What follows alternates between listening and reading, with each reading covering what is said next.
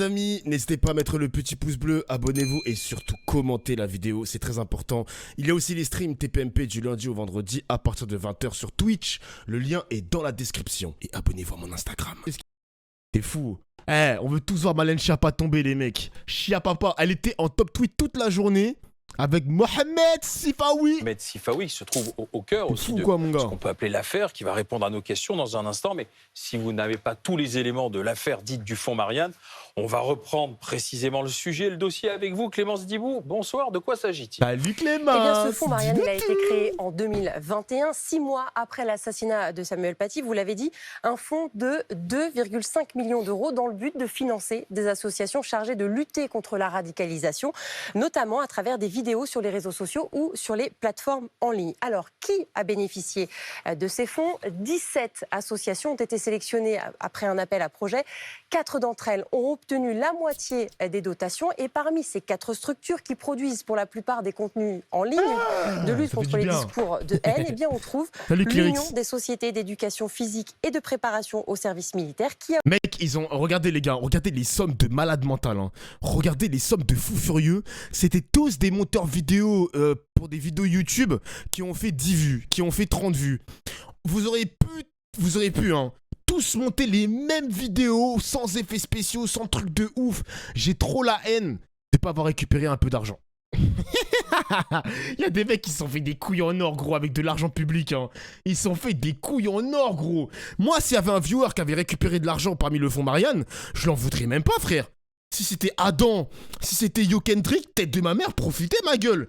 C'est pas mon problème, c'est Marlène Schiappa qui doit payer les pots cassés. Moi, je garde mon oseille, race. Moi, je garde mon oseille, race, mon gars. Ah ouais, comment ça, mon escroc? Rien à foutre, gros, j'en ai rien à foutre. J'en ai rien à foutre, c'est du gaspillage, fallait mieux réfléchir, mon gars. Ça, c'est pas mon problème, ça. Qui a obtenu la somme la plus importante, 3 550 000 euros. 355 000 euros. Alors, autre question, pourquoi ces dotations? Oui, mais Bandito, réfléchis, mon gars. Bandito, oh là là. Évidemment, je sais que c'est des dotations pour... Enfin, je sais que c'est pour l'association, mais tu sais très bien comment l'argent est récupéré. Tu sais très bien qu'il y a des gens qui s'en mettent plein les poches, qui font des surfacturations. Arrête, qui achètent du matériel pour ensuite les récupérer à leur domicile. Ah, t'es trop mignon, Bandito, j'ai envie de te caresser, gousi. Donne-moi tes jeux que je te caresse, hein. T'es si innocent. T'es trop innocent. Ah, gousi. J'ai envie de te caresser les fesses, j'allais te caresser le cul là, putain, amène tes fesses là. Les dotations font polémique. Eh bien d'abord parce que certaines associations sont soupçonnées d'avoir diffusé des contenus politisés en faveur de l'action d'Emmanuel Macron, par exemple, ou alors d'autres enquêtes pointent des actions aux résultats plus que mitigés avec, par exemple, eh bien... Regardez. Donc ça c'est Ilaïk, une chaîne YouTube, hommage à Samuel Paty en plusieurs parties, 100 vues, 124 vues. C'est abusé, gros. 124 vues, frère. 124 vues, bordel. Des centaines de vues pour ces vidéos de l'Union des sociétés d'éducation physique et de préparation au service militaire. D'où cette question. Une partie de ces dotations aurait-elle pu servir à rémunérer directement les responsables de l'association de l'époque, dont Mohamed Sifawi, qui était alors directeur des opérations. Et puis, il va s'expliquer d'ailleurs. Quel a été le rôle joué par Marlène Schiappa à l'origine de ce fonds Marianne? Est-ce que la ministre déléguée à la citoyenneté de l'époque aurait pu faire preuve de favoritisme en sélectionnant certaines associations plus tôt que d'autres, comme par exemple SOS Racisme, alors écartée du fonds Marianne? Quelle est sa ligne de défense? Moi, ça me dérange pas, chacun vit pour soi. Mais tu parles à qui, Maké? C'est quoi le rapport avec la religion, là? C'est quoi le rapport avec la religion? C'est assez ironique comme actualité quand même. D'une part, un faux débat, voile égale radicalisation. Mais c'est quoi le rapport, là? Lis mon pavé, mais c'est même pas un pavé. Vous êtes perdus ou quoi, les gars? Vous êtes bourrés? Il y a du délai? Vous avez la freebox ou... Défense, écoutez l'ancienne ministre. Et wesh. Ma connaissance, vous deviez faire partie du comité de sélection. Il a du ping. Alors, je n'en ai pas souvenir, je n'ai pas de trace dans mes éléments du fait que je doive en faire partie. En tout cas, je n'en fais pas partie. J'étais ministre dans un temps donné, dans un temps limité. Je n'ai pas interrogé les différents acteurs. C'est l'IGA qui a réalisé ce travail. Mais je n'ai aucune raison de contester la conclusion de l'IGA. Et je n'ai non plus, je me permets de reprendre votre terme, monsieur le rapport, aucun aveu à faire, dans la mesure où je n'ai pas pris à ce comité, pas pris part, pardon, à ce comité de sélection. Une audition de 3 heures hier devant la commission d'enquête du Sénat. Aujourd'hui, ce jeudi, eh bien, c'était au tour justement de Mohamed Sifawi de s'exprimer sur cette affaire. Voilà, merci Clémence Dibou et Mohamed, on Sifawi, t'écoute. notre invité. Bonsoir. Bonsoir. Vous n'êtes coupable de rien. C'est ce que vous avez dit au sénateur. Je ne suis coupable de rien, mais je ne pense pas qu'il appartient ni à la commission d'enquête du Sénat, ni à l'IGA, ni au système médiatique qui est parfois médiocre, faut-il le dire, de me salir ou de me blanchir. Je suis aujourd'hui sous les feux des projecteurs, attaqué de toutes parts par des gens qui, soit par méconnaissance, passez-moi l'expression, racontent un peu n'importe quoi, voire beaucoup n'importe quoi, soit par malveillance, essayent de me salir pour régler soit des problèmes personnels, soit des questions idéologiques bien anciennes, parce qu'ils appartiennent à un courant que j'ai toujours combattu. C'est quel courant? Quel est ce courant? C'est surtout Mediapart. Celui qui pense que Mediapart... l'islamo-gauchisme, c'est ça? C'est ce que j'ai qualifié dans mon livre « Les Fossoyeurs de la République », les islamo-gauchistes, dont Mediapart. Si on pense encore que Mediapart est un journal d'information, c'est qu'on est bien naïf. Attendez, Mediapart mène un combat, c'est un règlement de compte personnel contre vous? Contre un courant de pensée auquel j'appartiens, celui de la laïcité, celui de la République et celui de la dénonciation ferme de l'islam politique. Oui, mais ce que je voulais vous dire, aujourd'hui... Non, mais là, ce sont des sénateurs, c'est pas Mediapart qui vous ont interrogé. Il y a une enquête, c'est pas Mediapart. Vous avez vu comment j'ai répondu. Ok. Et je réponds sur le même ton. Encore une fois, je ne suis pas venu ici pour clamer haut et fort que je suis innocent. Je le suis, mais il appartient désormais à l'enquête pénale de faire la lumière sur cette affaire. Et j'ai entièrement confiance dans les enquêteurs et dans le juge. Mais il y a aussi d'autres enjeux. Et je voudrais quand même attirer votre attention sur ces autres enjeux. Les enjeux politiques? Évidemment qu'il y a des questions politiques et idéologiques profondes. Merci, ce que j'ai dit aujourd'hui dans mon intervention, bien sûr, il y a des reproches que je formule à l'égard de Marlène Schiappa, mais je répète que... Mais sérieux, Clérix, sans déconner... Attends, mais sans déconner pour le chat et pour toi, je parle sérieux, je suis ça, tout ça. C'est quoi l'islamo-gauchisme? Est-ce que tu veux que je demande à ChatGPT qu'est-ce que c'est que l'islamo-gauchisme? Est-ce qu'il y a une page Wikipédia de l'islamo-gauchisme? L'islamo-gauchisme est un néologisme désignant une proximité entre des idéologies, personnalités ou partis de gauche et les milieux musulmans, voire islamistes. Il est principalement utilisé en France où il est popularisé notamment par l'extrême droite. Attends. En gros, c'est pour dénoncer la proximité et le laxisme supposé de certaines figures françaises de gauche envers l'islam ou l'islamisme. Donc la proximité et le laxisme, donc en l'occurrence le front de gauche, donc le front de gauche qui appartenait à Jean-Luc Mélenchon avant que ça devienne la France Insoumise et ensuite la NUPES. Donc quand on parle de laxisme, c'est par exemple, j'emploie des guillemets parce que c'est un discours de l'extrême droite, tous les mots MAUX, comme par exemple, je sais pas moi, les problèmes par exemple de terrorisme, les problèmes d'agression, où les gens d'extrême droite te disent toujours que c'est la faute de l'islam, l'extrême gauche va te dire non, c'est pas l'islam, arrêtez de taper seigneurs musulmans. Là, on va dire, eux vont dire que c'est l'islamo-gauchisme parce que justement, il y a un laxisme sur justement les questions, les problèmes autour de la compatibilité entre l'islam et la République française. J'ai grossi le truc, et c'est la manière dont l'extrême droite pense. Voilà.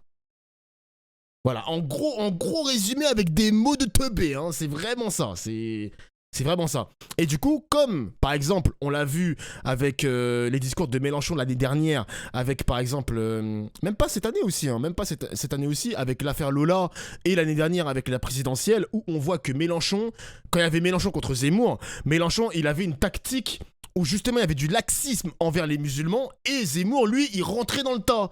Et c'est à ce moment-là qu'il a traité Mélenchon et la France Insoumise en général d'islamo-gauchistes. Voilà, en gros, c'est ça. J'ai bien expliqué, Clérix? Je suis un bon professeur ou je vais aller me faire foutre et ça va aller sur ChatGPT? C'est comment? J'ai bien expliqué ou... Ah, ça met des W. Ah, ça met des W. Moi aussi, je me mets un W. Moi-même, je mets un W, mon gars. Franchement, t'expliques bien. Arrêtez de me sucer la queue, arrêtez. Arrêtez. Que Marlène Schiappa n'est coupable d'aucun détournement de fonds. C'est totalement absurde. Vous dites qu'elle se défend mal. Elle se défend très mal. Et j'ai constaté à terme pardon de le dire ainsi, qu'elle n'est pas calibrée pour mener ce combat contre l'islamisme. Elle n'a pas les épaules pour mener ce combat contre l'islamisme. Parce que le combat contre l'islamisme doit être mené par des gens qui ont de la consistance et du courage. D'accord, mais Marlène Schiappa... Pas par des gens qui tweetent ou qui communiquent comme une simple influenceuse sur TikTok. Non, mais la question est de savoir est-ce que Marlène Schiappa vous a accordé... Attends, il sous-entend que Marlène Schiappa est une influenceuse TikTok? Mohamed contre Marlène. Marlène contre Mohamed. Des défauts parce qu'elle vous connaissait et qu'elle a choisi en gros des amis. Elle dit je l'ai croisé par hasard, Mohamed Sifawi. Oui, enfin, c'est risible. Cet événement particulier, c'est un déplacement officiel de la ministre dans le Tarn. J'ai reçu un appel quelques jours auparavant de Christian Gravel me disant que la ministre déléguée à la citoyenneté et lui-même m'invitait dans un déplacement officiel pour participer, prendre part à un séminaire auprès des CLIR. Nous avons fait ce déplacement, je dirais séparément, enfin dans le trajet, mais on est arrivé au même point de chute, la préfecture d'Albi. Nous avons passé la nuit tous au sein de la préfecture et nous nous sommes rencontrés le lendemain pour être présents autour de la même table ronde. Donc c'est un peu gonflé. Quelle était cette table ronde ? Une table ronde sur la sensibilisation, la formation des agents publics sur la question de la radicalisation. Alors donc elle ment. Elle a menti alors. Elle ne dit pas la vérité. Voilà, et pourquoi elle ne dit pas la vérité? C'est une question qu'il faut lui poser. Et je l'ai dit ici, rappelez-vous au début de votre affaire. J'ai dit, Marlène Schiappa, et vous êtes témoin, vos téléspectateurs sont témoins, Marlène Schiappa, encore une fois, je le répète, n'est coupable de rien d'un point de vue pénal. Elle est coupable d'erreurs politiques, elle est coupable de mauvaises décisions, d'une communication totalement hasardeuse. D'incompétence Il appartient à ceux qui l'emploient de juger de sa compétence, je n'irai pas jusque-là. En tout cas, il y a eu des erreurs commises de sa part qui ne sont pas pénalement répréhensibles. Mais elle ne peut pas dire qu'elle ne vous connaît pas. Mais elle ne peut pas dire qu'elle ne me connaît pas. Elle ne peut pas dire qu'elle ne me connaît pas alors qu'elle a elle-même demandé à ses équipes dans son cabinet de me recevoir, de m'appeler, de me consulter, ensuite de me demander de porter un projet qui a fini, in fine, dans ce qui a été appelé l'appel à projet du Fonds Marianne. Mais moi, au départ, je n'ai jamais ni sollicité de subvention à titre personnel, ni pour le compte d'une association, ni pour moi-même. Je n'ai jamais demandé, depuis toutes ces années où j'ai été consulté par différentes institutions, aucun centime. C'est la première fois de ma vie où je suis amené, je suis invité. Et d'ailleurs, son directeur de cabinet l'a dit devant la même commission d'enquête. Je vous invite à regarder. Quand le sénateur lui a posé la question, je crois que c'était le président de la commission qui lui a posé la question, et il a dit clairement, oui, je crois que nous l'avons vivement encouragé à déposer ce projet. Vous regrettez aujourd'hui, avec votre association, d'avoir bénéficié, et vous êtes d'ailleurs, votre association... Ce n'est pas mon association, je suis membre de cette association, administrateur. Vous avez été directeur des opérations. Absolument. Mais je ne suis pas président, c'est ce que je veux dire. Vous regrettez d'avoir participé à tout ça? Je regrette d'avoir fait confiance à une ministre qui n'est pas calibrée pour ce type d'opération. Je regrette que, à cause d'elle, entre autres, on finit par jeter le bébé avec l'eau du bain. Aujourd'hui, ce qui est mis en cause, encore une fois, par des acteurs médiatiques qui ont des arrière-pensées idéologiques, je ne parle pas de ceux qui sont dans le règlement de compte personnel ou ceux qui se laissent complaisamment manipuler dans le cadre de règlement de compte interne au CIPDR, je parle de ceux qui sont dans un combat idéologique. Ceux-là trouvent dans cette affaire une aubaine pour délégitimer la voix et le courant de pensée que je représente, celui des laïcs, des républicains. Et je veux juste alerter, sans rentrer sur la culpabilité ou l'innocence des personnes dans le cadre de cette enquête. Il n'appartient... Il se défend vraiment mieux que Marlène Schiappa, le mec. Hein. Vous vous rendez compte quand même? Marlène, elle a fait que de bégayer devant les députés, enfin devant les sénateurs, pardon, et lui là, il arrive, 1 million de téléspectateurs, nanani, Schiappa se défend très mal, influenceuse TikTok, elle n'est coupable de rien, nanani, nanana, c'est une faute politique. Encore à personne, encore une fois, de juger ou de préjuger de la culpabilité ou de l'innocence des uns et des autres. Je veux juste que chacun élève un peu son niveau de réflexion et qu'il voit les enjeux qui sont derrière. Aujourd'hui, le courage, vous savez où il est, et je tiens à lui rendre hommage. C'est le monsieur qui a démissionné. C'est Christian Gravel. Ce n'est pas une preuve de culpabilité. Qui gérait le Fonds Marianne. Ce n'est pas une preuve de culpabilité. C'est une preuve de courage que de démissionner dans cette condition. C'est quelqu'un pour lequel j'ai beaucoup de respect et de considération. L'amitié aujourd'hui a un sens ambigu. On n'est pas liés intimement, Mais on partage des convictions communes de républicains et de laïcs et de personnes résolument attachées à un projet de société qui récuse complètement l'islam politique. Sifawi, il y a le fond, c'est-à-dire le projet qui était porté, la lutte contre l'islamisme radical, contre le séparatisme, et puis après, il y a ce qui vous est reproché dans le dossier. Le dossier, c'est cette association dont vous étiez directeur des opérations, vous l'avez confirmé, qui s'appelle l'Union des sociétés d'éducation physique et de préparation militaire. 355 000 € devaient vous être octroyés au titre d'opérations de sensibilisation. Est-ce que vous avez obtenu ces 355 000 €? On a obtenu très précisément, enfin l'association a reçu très précisément le 29 juillet 2021 266 250 €. Voilà. Et vous en avez fait quoi? Alors justement, parce que ensuite ce qu'on vous reproche, beaucoup d'argent. Ce qui vous est reproché, voilà, c'est de ne pas avoir beaucoup travaillé dans cette histoire. Et finalement, de vous être, vous et Cyril Karungaran, pardon si je prononce mal son nom, de vous être octroyé des salaires qui étaient de 3 100 € net pour vous, 3 280, 3 500 pour vous en l'occurrence, et des fois rémunérés à 2 ou 3 reprises dans le même mois. C'est vrai ou pas? Alors, je vais vous dire très clairement, et ça, je ne vais pas rentrer dans les détails. 3 000 € 2 fois dans le même mois? Pardon, Mohamed, mais c'est un ouf. Parce que ça, il a fallu 12 heures d'audition devant la police judiciaire. Nous, on a 45 secondes, mais voilà, c'est vrai en 45 secondes. Ce qui est vrai, c'est que nous avons touché un salaire tous les deux. Nos salaires additionnés tous les deux, c'est 43 000 € net imposables pour moi sur 12 mois, le temps de l'exécution du projet, et 30 000 € net imposables pour lui. Donc c'est précisément 73 000 € pour les deux, pour un travail qui a été bel et bien effectué. D'accord. Et il n'y a pas eu de double ou triple rémunération certains mois? Il n'y a pas eu, il y a eu des avances de salaire qui ont été remboursées, comme il peut y avoir dans des entreprises. Pour quel type de travail, en fait? Parce que c'est ça qui est reproché. Le travail qui a été fait, ce n'est pas un travail de production uniquement, c'est un travail, de veille, c'est un travail d'analyse, c'est un travail de conception, et c'est un travail qui devait s'inscrire, encore une fois, dans la durée. Le projet initial que j'ai proposé était un projet pluriannuel. Ça partait sur 3 ans. Tout le monde savait, et c'est la raison pour laquelle personne ne nous a reproché le chiffre, le nombre de productions. Il n'y avait pas d'objectif chiffré. Il y avait un objectif qualitatif. Personne ne nous a dit, vous devez faire 1000 vidéos. Personne ne nous a dit, vous devez faire 2 vidéos. Ce qui était convenu, c'est que la première année soit réservée. Je sais pas comment ça fonctionne à Rogaro pour les assos. Je sais pas. Parce que par exemple, en l'occurrence, le The Event, quand Zerator il fait le The Event, il y a le président de l'association qui arrive et qui est interviewé pour expliquer son assos. Et tu peux connaître le salaire, même si tu es président de l'association, tu peux connaître ton salaire. Enfin, le salaire du président en question. Et il me semble qu'ils ont un salaire, hein. Il me semble qu'ils ont un salaire. Je pense que ça me choque pas. Moi, je pense que c'est légal son truc, tu vois. Après... 3 500 € quand même, c'est quand même bien payé. Hein.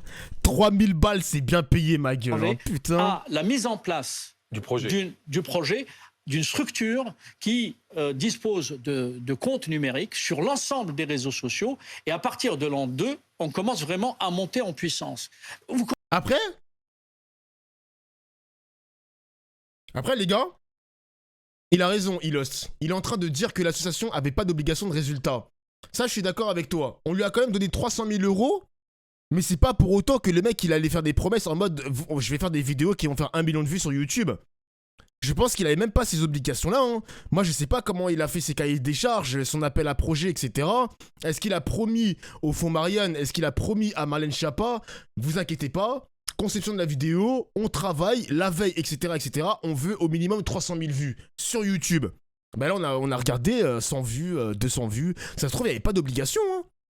Ouais, mais il y a un minimum quand même. Mais est-ce que c'est son problème? Est-ce que c'est son problème?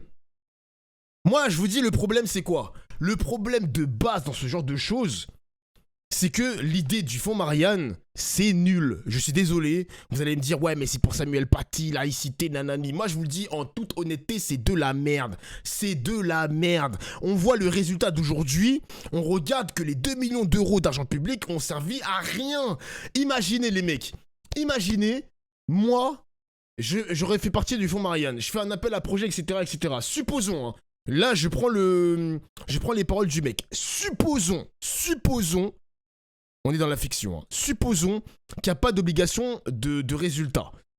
Moi, je fais mon truc, conception, je travaille, j'ai l'argent, je me verse un salaire, mais malheureusement, mes vidéos font que 200 vues. Mais tu crois que c'est mon problème, ça?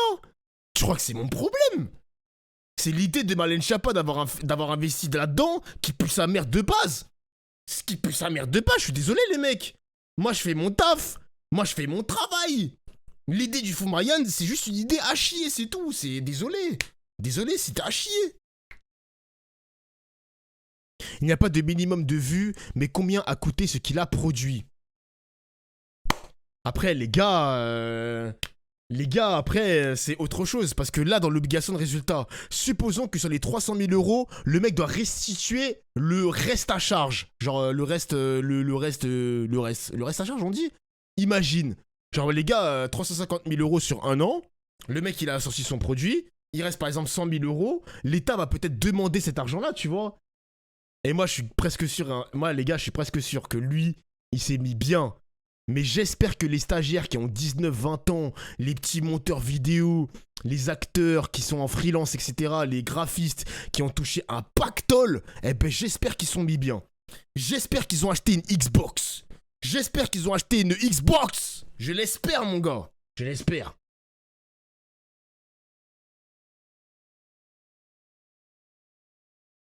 C'est une question de résultat. Oui, mais Nick, ce que je te dis, c'est juste que peut-être qu'on est dans la fiction. Le mec là, on est en train de parler en fonction de ce qu'il a dit. Je sais pas s'il y aura un procès, je sais pas si l'aspect judiciaire va passer par là, j'en sais rien, tu vois. Là, j'étais juste dans la fiction. Je suis juste dans la fiction, c'est tout.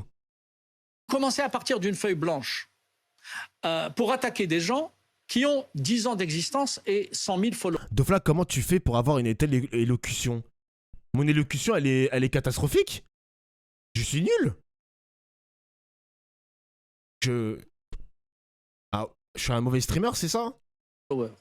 D'accord? L'État ou les États démocratiques de manière générale ont des années de retard sur la mouvance islamiste. Cette mouvance islamiste est parfois financée, y compris par des États étrangers, faut-il le rappeler, ou par des grandes organisations. Des États étrangers comme le Qatar ou comme la Turquie ont créé des relais pour attaquer des démocraties dont la France, faut-il le rappeler.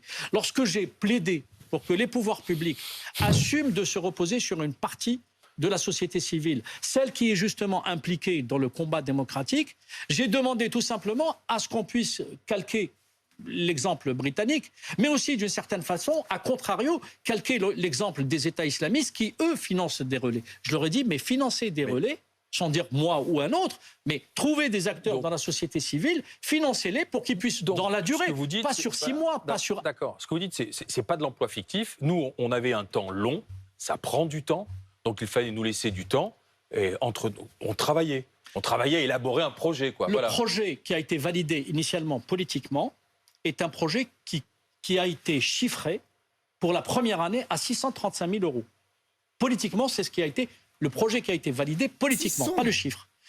Par la suite, la traduction administrative et financière a sabré ce chiffre en le coupant par 3. Si vous voulez, on vous demande de mettre en place un projet qui est validé politiquement. Au milieu, on vous coupe les crédits. On vous coupe les crédits, on les divise par 3. Pourquoi est-ce qu'on vous a coupé les crédits? Parce qu'on nous a dit que l'administration fonctionnait comme ça et on est rentré dans une espèce de contradiction administrative où, après même la notification la subvention à l'association, il a été demandé à l'association de modifier encore et encore, à 3 ou 4 reprises, les documents qu'elle avait transmis. Vous parliez de Christian Gravel, le préfet démissionnaire, qui était celui qui distribuait ce fonds Marianne, cet argent. Une journaliste de Libération révélait hier que vous pratiquiez des arts martiaux avec Christian Gravel. C'est complètement ridicule. Mais encore une fois, c'est totalement ridicule. Christian Gravel est quelqu'un qui pratique ses sports. C'est vrai. Est-ce que c'est vrai? Une seule fois. Une seule fois. Une seule fois, on s'est retrouvés dans la même salle pour faire je dirais, une démonstration, assister à une démonstration qu'il a donnée. Et c'est tout. C'est tout. Donc une seule fois. C'est pas un ami, c'est pas un pote. Mais c'est pas un pote. Je veux dire. Pardon, on se connaît depuis une vingtaine d'années. On se connaît, mais professionnellement. Voilà, on se voit pas en dehors. Et ben on est potes. Non, mais la question est de savoir. Voilà comment on est potes, comme je suis pote avec vous, Alain, et comme je suis pote avec Olivier. Est-ce que c'est du copinage? Mohamed Sifaoui, est-ce qu'on vous a donné cet argent par amitié, par proximité, par copinage? En fait, c'est ça l'affaire. Si on avait ramené Jojo du bar PMU à côté, on lui avait demandé de faire de la contre-narration contre l'islamisme, ça aurait pu s'entendre. Mais On a chargé quelqu'un que vous avez identifié vous-même depuis Jules longtemps, Dupart, que tout le PMI, système il a dit. médiatique et institutionnel a identifié depuis longtemps comme un acteur qui a beaucoup travaillé sur la question, je pense, et que j'étais légitime.